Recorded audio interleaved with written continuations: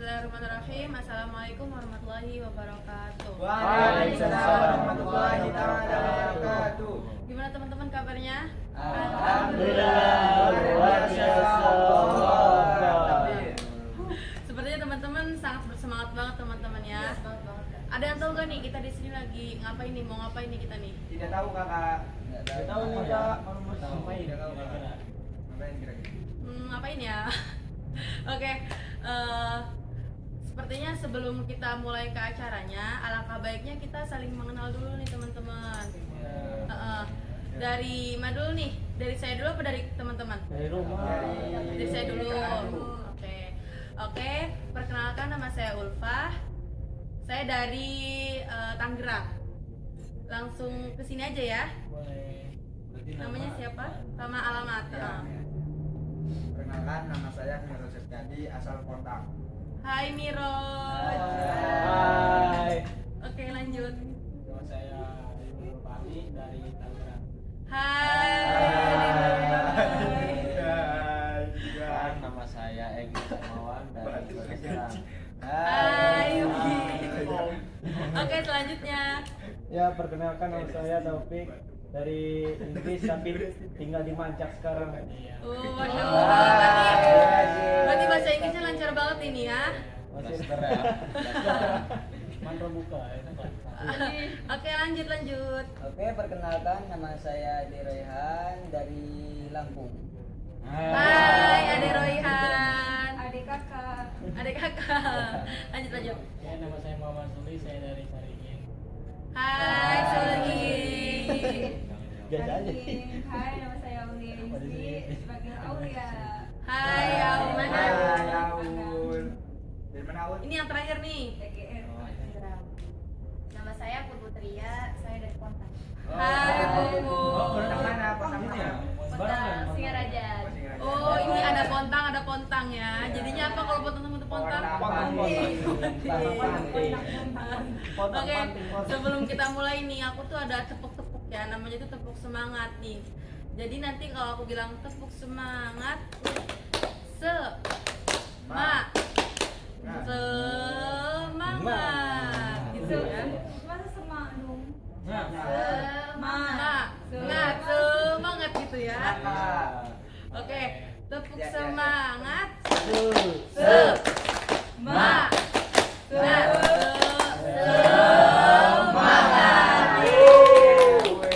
Oke, kayaknya kita udah ini ya, udah semangat lagi nih ya. Ada yang ngantuk gak nih? Oke, duduknya bisa maju gak nih Egi? Biar kita sejajar ya. Oke. Sebelum kita mulai nih ke acara berikutnya, alangkah baiknya kita berdoa bersama-sama. Berdoa menurut kepercayaan masing-masing, dimulai.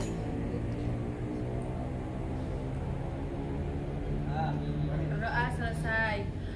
Oke, sebelumnya nih teman-teman, di sini ada yang sudah pernah melakukan konseling gak nih atau bimbingan kelompok? Belum ya? Kalau pernah dengar gak nih? Pernah dengar bimbingan kelompok nggak? Kalau Pernah ngedengar sih. pernah Oh, dengar doang pernah. Oh, cuma pernah ngedenger tapi nggak tahu susunnya apa aja gitu kan ya. Oke, karena teman-teman di sini belum pernah melakukan bimbingan kelompok nih, saya akan menjelaskan apa itu bimbingan kelompok. Nah, bimbingan kelompok itu adalah salah satu layanan yang ada di bimbingan konseling yang memanfaatkan dinamika kelompok yang bertujuan untuk mengembangkan atau meningkatkan potensi diri sendiri, potensi anggota kelompok. Saya harap di sini teman-teman bisa aktif menyampaikan argumentasinya, aktif bertanya, aktif merespon, dan saya harap di sini teman-teman sukarela untuk datang di sini untuk bimbingan kelompok. Nggak ada paksaan kan teman-teman ya? Nggak ada. Nah, bagus. Berarti teman-teman datang ke sini jauh dari rumah ke sini tuh sukarela kan? Alhamdulillah. Seberang kota. Oke. Nah, di sini juga nih kita melakukan bimbingan kelompok itu bertujuan juga untuk melatih komunikasi kita nih. Dari komunikasi kita yang tadinya itu takut buat menyampaikan argumentasi. Jadinya setelah bimbingan kelompok ini kita jadi bisa gitu, kita jadi nggak takut lagi, jadi berani untuk mengungkapkan semua yang kita rasakan, berargumentasi, berpendapat gitu teman-teman. Bisa dimengerti nggak? Bisa. Oke. Nah, di dalam bimbingan kelompok ini juga ada beberapa komponen teman-teman. Yang pertama itu ada pemimpin kelompok. Saya sendiri, saya sebagai pemimpin kelompok yang akan memandu jalannya bimbingan kelompok pada hari ini. Dan teman-teman semuanya, saudara-saudara semuanya itu sebagai anggota kelompok. Bisa dimengerti teman-teman? Bisa. Bisa. Nah, di bimbingan kelompok ini juga ada pemilihan topik. Itu ada dua, ada topik tugas dan topik bebas. Topik tugas itu yang dimana topiknya itu dari saya sendiri nih, dari saya yang nantinya akan dibahas pada bimbingan kelompok pada hari ini. Yang kedua itu ada topik bebas. Topik bebas itu yang dimana itu dari teman-teman semuanya. Jadi teman-teman kalau ada nih, ada isu yang hangat, ada berita yang mau didiskusikan di bimbingan kelompok ini, bisa teman-teman mengajukan pendapatnya gitu. Nah, kira-kira teman-teman di sini kan udah tahu nih topik-topiknya nih, mau menggunakan topik bebas apa topik tugas?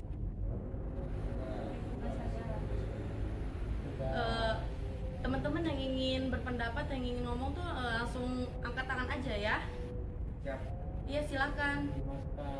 dan menjalankan topik tugasannya. Topik tugas. Mungkin untuk awal pertemuan dan sebagai gambaran dari sana aja saja. Oke. Ada yang lain nggak nih? Kak, Iya. menurut saya itu kita bahas topik bebas aja Kak, Kenapa? karena topik bebas itu lebih banyak kayak memunculkan sebuah tema yang akan dibahas kayak gitu, pasti lebih menarik gitu. Nah, di situ ada yang milih topik tugas dan topik bebas. Nah, berarti kita voting ya nih. Teman-teman yang milih topik tugas siapa dan topik bebas siapa nih? Tugas. Saya tugas Kak. Tugas Kak. Ya sendiri dong. Bebas. Lebih banyak tugas. Berarti lebih banyak tugas ya. Berarti kalau topik tugas itu yang dimana topiknya itu saya yang memutuskan. Oke. Jadi kita langsung ke intinya atau langsung diskusi atau kita ada ice breaking dulu nih? Langsung aja Kak. Langsung aja. Oke. Sudah semangat. Lagi semangatnya ya. Iya. Bagus. Jadi saya akan mengangkat di sini itu tentang pernikahan usia dini atau pernikahan di bawah umur. Kayaknya teman-teman juga udah biasa ya ngedengar pernikahan di bawah umur, apalagi teman-teman yang dari kampung, dari desa itu udah lumrah banget tuh. Pernikahan di bawah umur 20 tahun, di bawah 15 tahun itu pasti udah banyak banget kan yang nikah di bawah itu. Nah, dampaknya tuh emang banyak banget teman-teman. Dampaknya itu kayak misal kalau kita misal melihat dari faktor kedokteran ya, faktor biologisnya itu banyak yang melahirkannya itu tidak normal. Dalam artian banyak yang disesar lah atau segala macam. Terus banyak juga anak-anak yang dia tuh stunting karena apa? Karena dia tuh kekurangan gizi. Nah itu terus, tapi di situ juga ada beberapa faktor kenapa nih anak ini nikah. Itu mungkin ada beberapa faktor yang nanti akan kita bahas pada diskusi kita pada hari ini ya.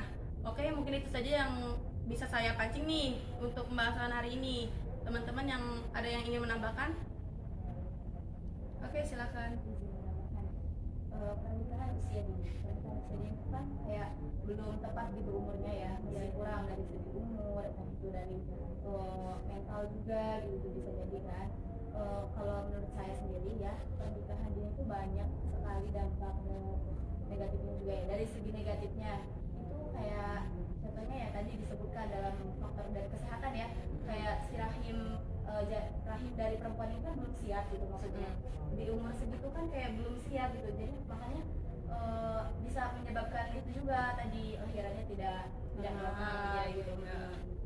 Dan juga memang kalau misalkan pernikahan usia dini itu bisa juga ini faktor ekonomi juga bisa dari situ. Takutnya emang si suami sama istri itu masih sama-sama muda, terus kayak dia menikah cuma karena faktor lebih mengutamakan soal percintaan gitu tuh. Ah. Jadi mengakibatkan pengen cepet-cepet nikah, padahal dalam segi ekonomi dia tuh belum siap. Dari ilmu, kan nikah juga butuh ilmu ya kan, yang ada di dalam pernikahan tuh bukan enaknya doang gitu tuh, ada suatu masalah lah apa gitu, terus juga bisa menyebabkan perceraian juga kalau kata saya mah.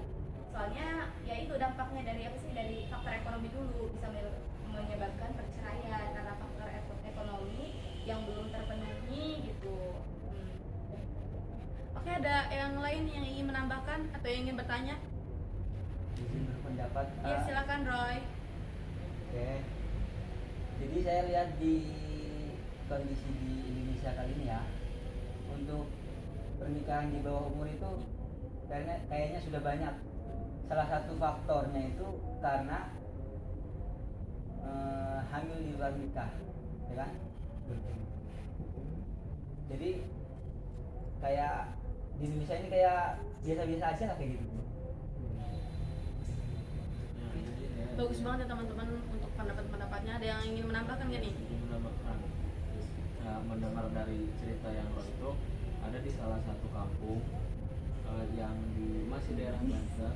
Jadi itu masyarakatnya masih memegang teguh lebih baik menjanda daripada menjadi perawan tua. Ya mungkin seperti itu. Mungkin ya emang banyak orang-orang tua yang pemikirannya bisa dibilang apa namanya masih kolot gitu ya. Jadi itu mikirnya untuk mengurangi apa namanya dalam kategori itu perzinahan. Perzinahan. Gitu. Seperti itu. Silakan Suli. Bertanya ya, ini kan pernikahan ini ya, Iya. emang standar yang umur yang distandarkan oleh negara itu kisaran umur berapa sehingga bisa dikatakan seseorang itu bisa dinamakan nikah usia dini? Oke, ada yang ingin menjawab gak nih? Oke, silakan. Kalau menurut di negara itu apa menikah itu di usia di atas 17 tahun. Nah, sebenarnya mah kalau dalam Islam tuh menikah itu umurnya berapa aja, kecuali kita maksudnya kayak udah siap kan, matang gitu. Gitu sih menurut aku mah. Izin berpendapat Kak. Silakan Roy. Menurut pandangan di negara itu, anak yang usia dini itu anak yang di bawah umur 17 tahun untuk wanita. Kalau 17 tahun 21 lah, 21 kalau untuk wanita. Kalau untuk prianya itu 25 kalau batas yang udah dewasa. Jadi kalau pria di bawah umur 25 itu termasuk dikategorikan anak di bawah usia dini gitu. Pernikahan di usia dini. Oke, silakan. Kalau silakan. untuk dari belum. agamanya masih patokannya itu kalau sudah balik. Oke, silakan. Saya berpendapat bahwasanya pernikahan usia dini itu menurut saya sendiri ya, ketika dia menikah dalam keadaan dia masih sekolah gitu, masih SMP, SMA gitu tuh, kan itu belum cukup umur tuh. Kalau kata saya lebih baik dia utamakan belajar dulu, malah dia sambil nikah gitu tuh, otomatis belajarnya juga bakal terputus gitu. Kalau yang dimaksud saya seperti itu, ketika dia masih sekolah gitu. Ada yang ingin menambahkan lagi nggak nih? Untuk topik Ada yang ingin menanyakan yang akan dibahas di diskusi ini? Oke. Ya, silakan Ajis.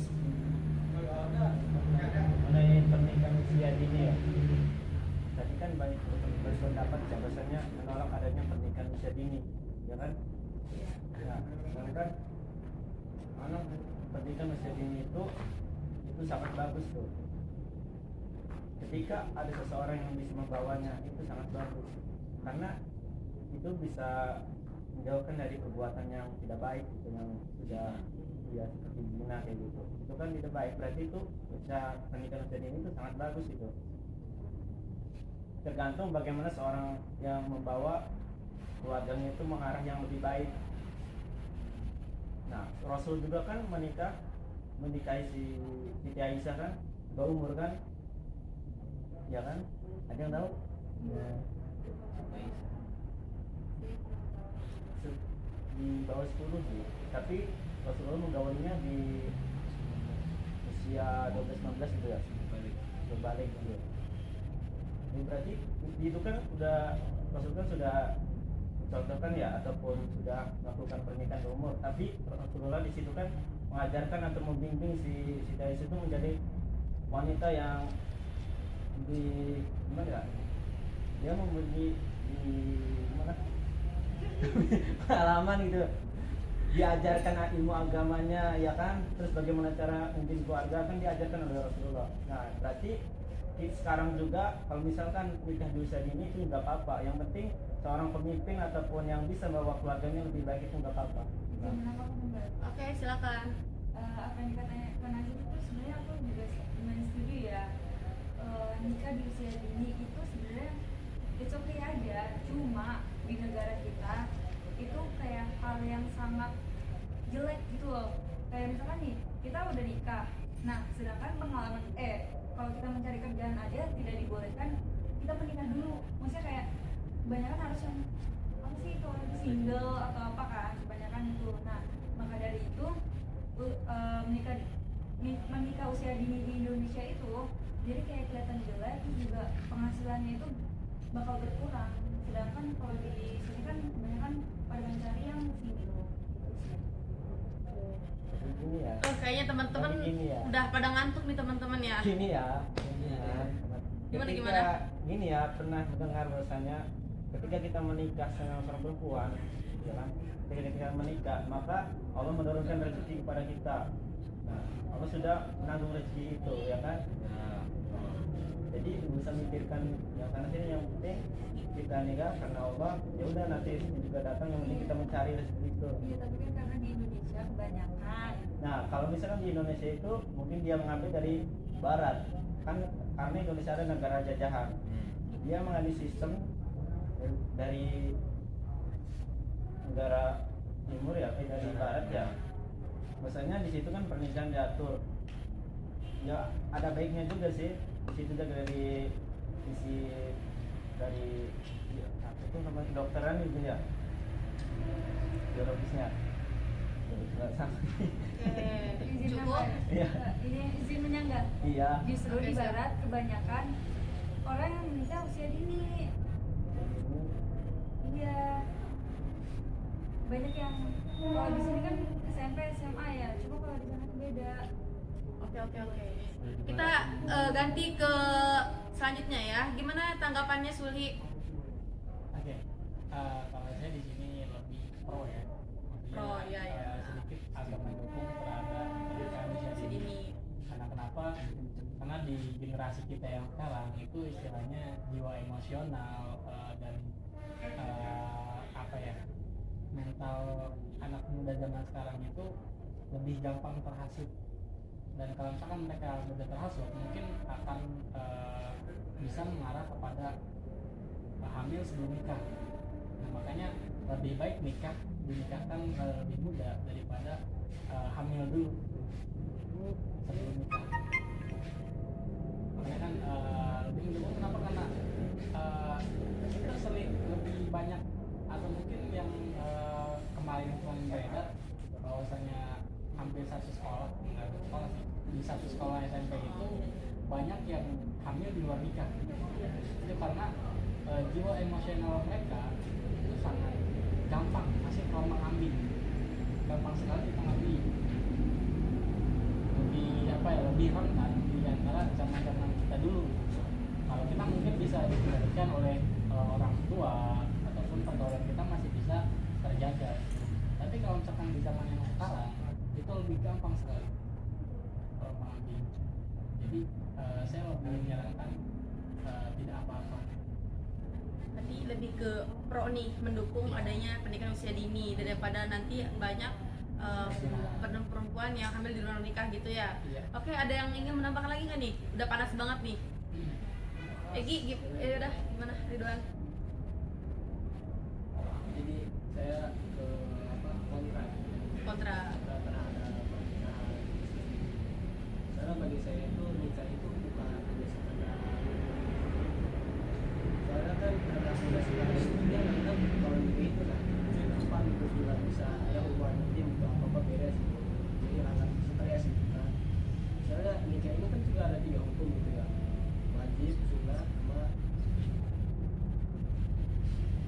Jadi di pernikahan ini kan ada 3 hukum juga, hukum wajib, sunnah, sama haram.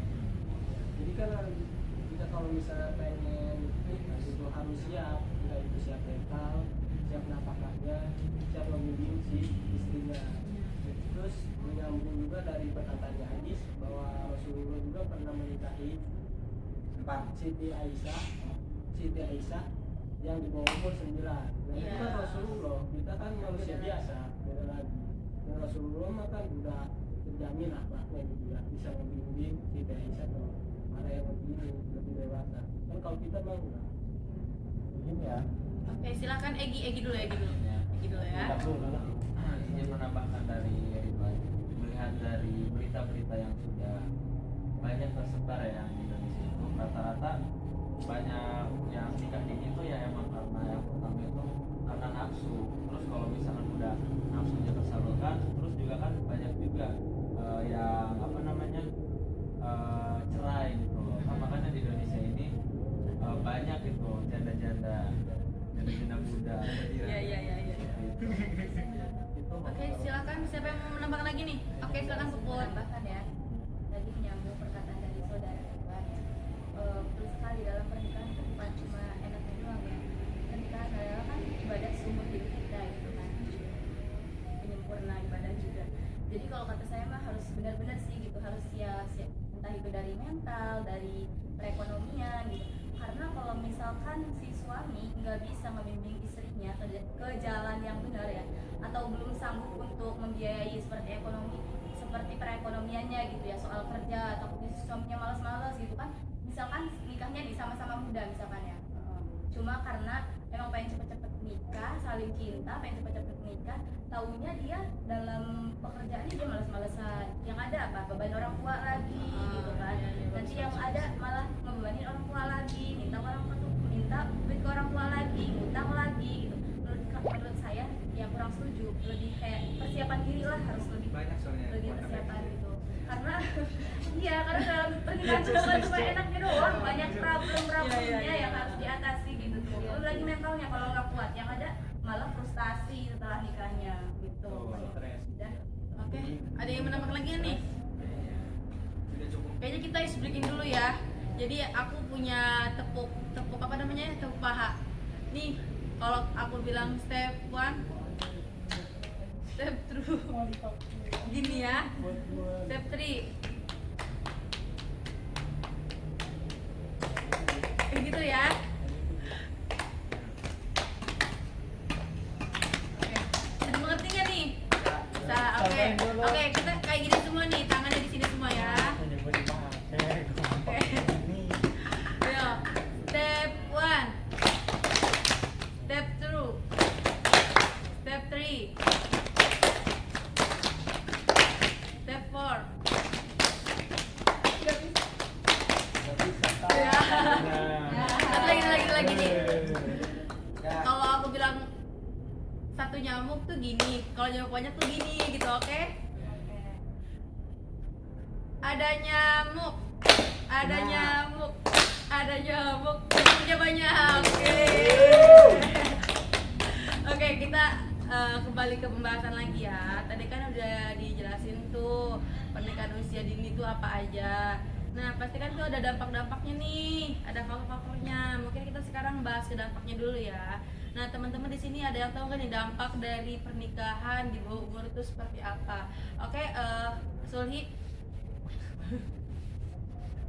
Oke, mungkin dari dampak pernikahan di bawah umur ya, itu bakal berdampak kepada psikologisnya.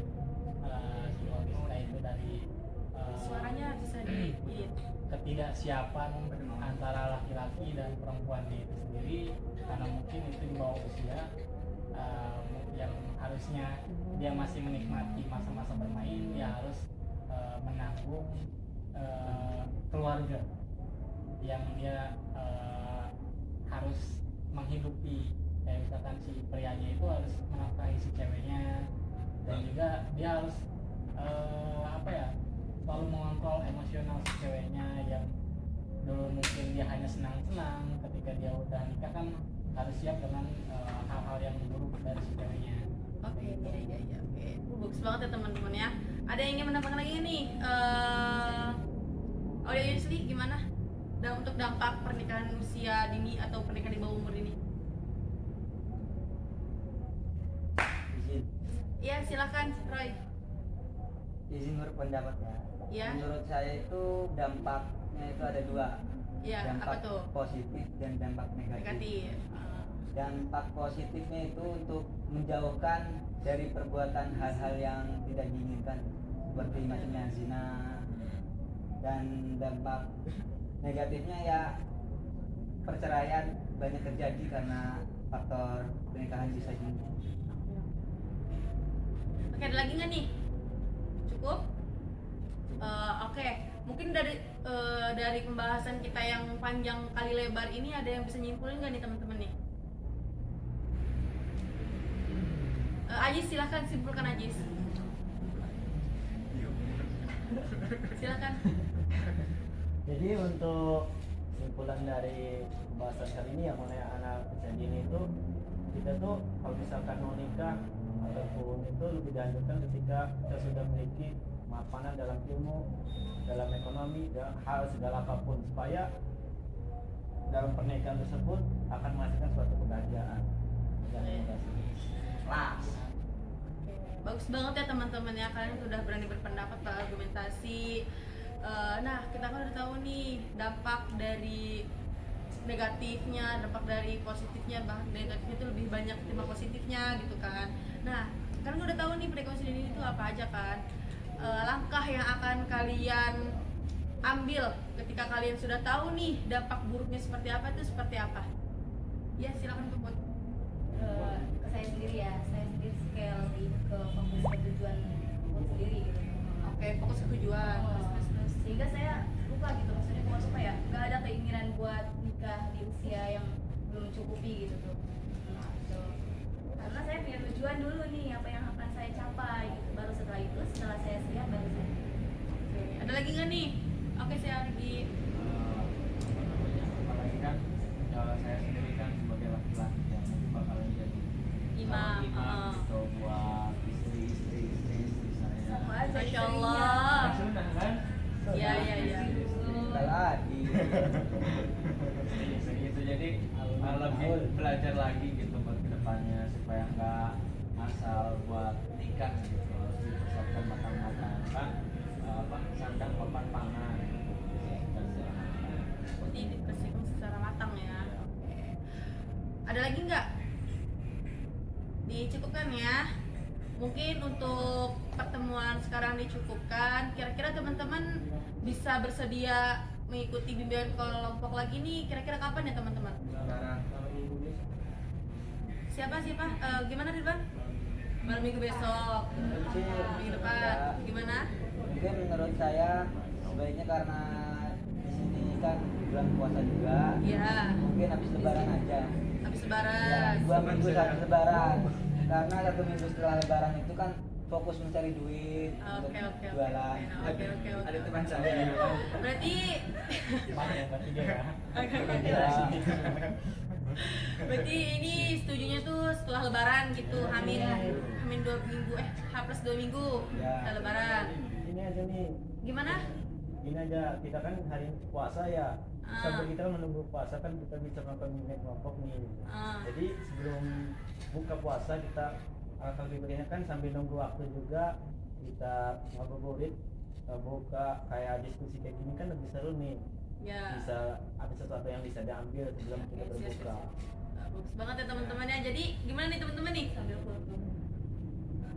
Kalau misalkan kayak tadi ya nggak bisa yang jadi pimpinan kelompoknya satu aja, jangan banyak-banyak. Iya. Oke, jadi teman-teman mau apa namanya malam minggu H+2 minggu lebaran atau ngabuburitnya diskusi kayak gini, bimbingan kelompok kayak gini. Kayaknya kita mulai nyari aman aja gitu. Ya, Jadi habis lebaran aja. habis lebaran aja. Oke. Udah aman. Oke, kita cukupkan untuk bimbingan kelompok pada hari ini. Mari sama-sama kita mengucapkan hamdalah. Alhamdulillahirobbilalamin. Saya Ulfa Kakak di sini sebagai pemimpin kelompok. Pamit undur diri. Terima kasih. Wassalamualaikum warahmatullahi wabarakatuh. Waalaikumsalam warahmatullahi wabarakatuh.